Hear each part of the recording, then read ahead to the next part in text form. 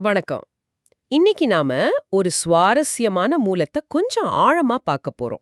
உங்ககிட்ட இருந்து கிடைச்சது தான் இது. ஸ்ரீமத் சுவாமி சித் பவானந்தரோட தினசரி தெய்வீக திரட்டு இருக்குல்ல, ஆமா, டெய்லி டிவைன் டைஜஸ்ட். அதுல அக்டோபர் 14ஆம் தேதிக்கான ஒரு பகுதி. ரொம்ப சின்ன பகுதி தான், ஆனா கருத்துக்கள் ஆழமா இருக்கு. ஆமா, அதோட மைய கருத்தை பேராவல், அதாவது ஆஸ்பிரேஷன். சரி, வாழ்க்கைங்கிறது தன்னை மேம்படுத்திக்கிறதுக்கான ஒரு தொடர்ச்சியான விருப்பம்னு இது ஆரம்பிக்குது.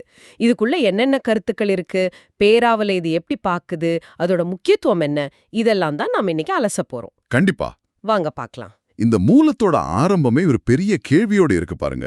வாழ்க்கை என்பது தன்னைத்தானே மேம்படுத்திக் கொள்வதற்கான இடைவிடாத விருப்பம் இல்லை என்றால் வேறு என்ன அப்படின்னு கேக்குது. ஆமா, இது வாழ்க்கையோட அடிப்படையே அந்த முன்னேற்றத்துக்கான ஏக்கம் தான்னு சொல்ற மாதிரி இருக்கு. சும்மா உயிர் வாழ்றதுக்கும் இப்படி ஒரு விருப்பத்தோட வாழ்றதுக்கும் பெரிய வித்தியாசம் இருக்குன்னு தொடக்கத்திலே சொல்றாங்களா? நிச்சயமா, இது வெறும் இருத்தலை பத்தி இல்ல, இது ஒரு இயக்கம்.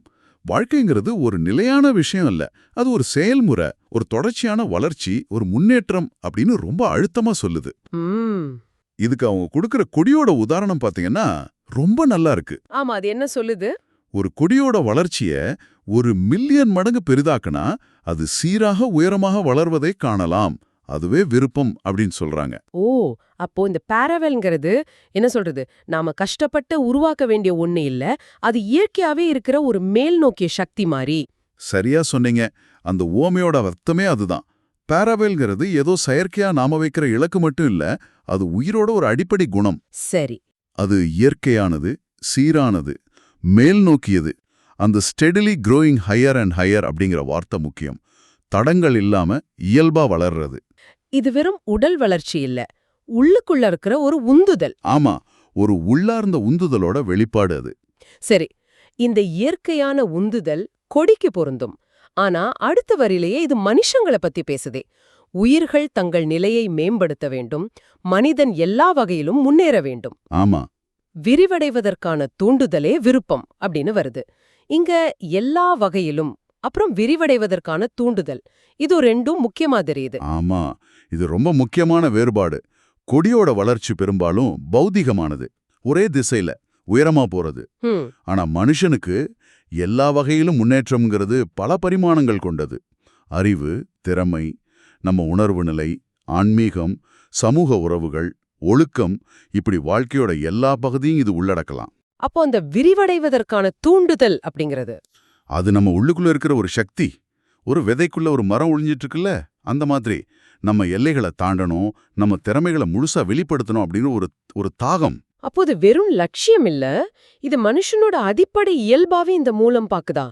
புதுசா கத்துக்கிறது, சுத்தி இருக்கிறவங்களோட நல்லா பழகிறது, உலகத்தை புரிஞ்சுக்க முயற்சி பண்றது, இது எல்லாமே அந்த விரிவடைகிற தூண்டுதலோட வேற வேற முகங்களா? மிகச்சரியா சொல்லிங்க. இதுதான் மனுஷங்கிட்ட பேராவல் வெளிப்படுற விதம். அது ஒரே நேரத்துல பல தளங்கள்ல வேலை செய்யும். ஓஹோ, சாதாரண பௌதிக தேவைகளை பூர்த்தி செய்யறதுல ஆரம்பிச்சு அறிவு தேடல், கலை ஆர்வம், உறவுகளை மேம்படுத்துறது, தன்னைத்தானே புரிஞ்சுக்க முயற்சி பண்றது வரைக்கும் எல்லாமே இந்த விரிவடையும் தூண்டுதலோட அங்கங்கள் தான். தேங்கி போகாம தொடர்ந்து தன்னைத்தானே உருவாக்கிக்கிற ஒரு செயல்பாடு. ஆமா, இது மனித வாழ்க்கையோட ஒரு முக்கியமான அம்சம்னு இந்த வரிகள் உணர்த்துது. சரி, இந்த பன்முக விரிவாக்கங்கிற கருத்து நல்லா இருக்கு. ஆனா அடுத்து இது இன்னும் கொஞ்சம் ஆழமான ஒரு தளத்துக்கு போகுது.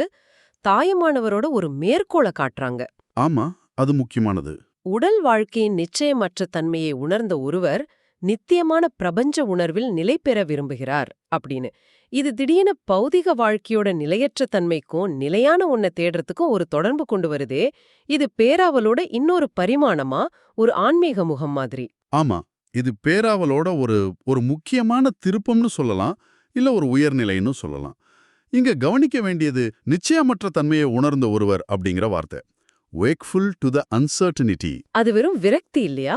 இல்ல, அது ஒரு தெளிவான விழிப்புணர்வு.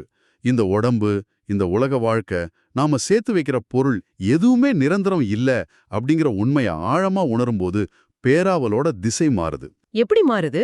அது வரைக்கும் இருந்த அந்த விரிவடையும் தூண்டுதல் என்ன ஆகுது? அந்த தூண்டுதல் போயிடுறதில்ல, ஆனா அதோட நோக்கம் மாறுது. அது வரைக்கும் பௌதீகம், மனம், சமூகம், இந்த தலங்கள்ல இருந்த விரிவடைதல் இப்போ நிலையான, என்றும் மாறாத ஒன்னு நோக்கிய தேடலா மாறுது. ஓ அதத்தான் நித்தியமான பிரபஞ்ச உணர்வில் நிலைபெறுதல், fixed in the eternal cosmic consciousness அப்படின்னு தாயுமானவர் சொல்றதா இந்த மூலம் சொல்லுது. அந்த இட்டர்னல் காஸ்மிக் கான்ஷியஸ்னஸ் அதை எல்லையற்ற பேருணர்வுன்னு சொல்லலாமா? சொல்லலாம். பிரபஞ்ச பிரஜ்ஞானு கூட சொல்லலாம். அதாவது நிலையற்ற விஷயங்கள்ல திருப்தி கிடைக்காதப்போ மனம் நிலையான ஒண்ணு தேடுது. இந்த நித்தியமான பிரபஞ்ச உணர்வுன்னா என்னன்னு இந்த மூலம் இன்னும் விளக்குதா? இல்ல அந்த விருப்பமே பேராவலோட ஒரு உயர்ந்த நிலைன்னு மட்டும் சொல்லுதா? இந்த குறிப்பிட்ட பகுதியில அதை விரிவா விளக்கல. ஆனா அந்த நிலைய அடையணுங்கிற விருப்பமே பேராவலோட ஒரு முக்கிய பரிமாணங்கிறத இது வலியுறுத்துது. நிலையற்ற தன்மையைக் கண்டு பயப்படாம அந்த விழிப்புணர்வே ஒரு ஆழமான தேடலுக்கு ஆரம்பமா அமையுது. இதுதான் பேராவலோட ஆன்மீக பரிமாணம். சரி சரி. பௌதிக உலகத்தோட எல்லைகளையும் அதோட நிச்சயமற்ற தன்மையையும் தாண்டி ஒரு நிரந்தரமான எல்லையற்ற பேருண்மையோடு தன்னை இணைச்சிக்கிற விருப்பம். இது ஒரு விடுதலைக்கான ஏக்கம்னு சொல்லலாம். அப்போ சுவாமி சித்பவானந்தர் இந்த தாயுமானவர் மேற்கோளை இங்க சேர்க்கறது மூலமா பேராவல்ங்கிறது வெறும் உலக வெற்றி இல்ல பல திறமைகளை வளர்த்துக்கிறது மட்டும் இல்ல. ஆமா, அது கடைசியில மனுஷன ஆன்மீக தேடலுக்கும் நிலையான உண்மையை தேடுறதுக்கும் கூட்டிட்டு போகக்கூடிய ஒரு சக்தி வாய்ந்த கருவின்னு சொல்ல வர்றாரா? அது ரொம்ப பொருத்தமான புரிதல். இது பேராவலோட படிநிலைகளை காட்டுற மாதிரியும் இருக்கு. முதல்ல கொடி மாதிரி ஒரு இயல்பான உயிரியல் ரீதியான உந்துதல். அப்புறம் மனுஷனுக்குரிய பன்முக வளர்ச்சி, அறிவு, சமூகம், திறன்கள்னு விரிவடைதல். கடைசியா வாழ்க்கையோட யதார்த்தத்தை, அதோட நிலையற்ற தன்மையை ஆழமா உணரும்போது அது நிலையான நித்தியமான பேருணர்வு நோக்கிய ஒரு உயர்ந்த தேடலா மாறுது. இந்த முழுமையான பார்வையை தான் இந்த சின்ன பகுதி கொடுக்குது. ஆமா, வாழ்க்கைங்கிறது ஒரு தொடர் முன்னேற்றத்துக்கான விருப்பம்னு ஆரம்பிச்சு கொடி மாதிரி அது இயற்கையானதுன்னு சொல்லி மனுஷனோட பன்முக வளர்ச்சியை சுட்டிக்காட்டி கடைசியில நிலையற்ற தன்மையை பத்தின விழிப்புணர்வு எப்படி ஒரு உயர்ந்த ஆன்மீக தேடலுக்கு கூட்டிட்டு போகுதுன்னு ஒரு முழு சித்திரத்தையே கொடுத்திருக்கு. ஆமா, இது வெறும் ஆசையோ லட்சியமோ இல்ல, அதை விட ஆழமான ஒரு வாழ்க்கை தத்துவமா தெரியுது. கண்டிப்பா. பேராவல்கிறத இந்த மூலம் ஒரு அடிப்படை வாழ்க்கை சக்தியா பாக்குது. Fundamental life force. அதை நம்மள தொடர்ந்து முன்னாடி தள்ளுது. சரி. அது நம்மள வளர வைக்குது, நம்ம எல்லைகளை விரிய வைக்குது, கடைசியில நிலையான உண்மையை தேடவும் தோண்டுது. இது ஒரு வளர்ச்சி மற்றும் விழிப்புணர்வோட தொடர் பயணம். ஆரம்பத்துல சொன்ன இம்ப்ரூவ் அப்பான் இட் செல்ஃப்ங்கிற கருத்து கடைசியில fixed in the eternal cosmic consciousness மாறுறதுக்கான சாத்தியத்தை காட்டுது. இந்த அலசல் மூலமா பேராவல பல முகங்களை பார்த்தோம். அது ஒரு இயற்கையான சக்தி, மனுஷ வாழ்க்கையில அது பல விதமா வெளிப்படுது. அது மட்டும் இல்லாம அது வாழ்க்கையோட ஆழமான கேள்விகளுக்கும் நித்தியமான தேடலுக்கும் கூட நம்மள கூட்டிட்டு போகும்னு இந்த பகுதி காட்டுது. சுருக்கமா சொன்னா இந்த மூலம் பேராவல ஒரே நேர்கோட்ல பார்க்கல. அது பௌதிக வளர்ச்சியில ஆரம்பிச்சு அறிவு, உணர்வு ரீதியான விரிவாக்கம் வழியா பயணம் செஞ்சு நிலையான ஆன்மீக உண்மையை நோக்கிய ஆழமான தேடல்ல முழுமையடையக்கூடிய ஒரு பயணமா காட்டுது.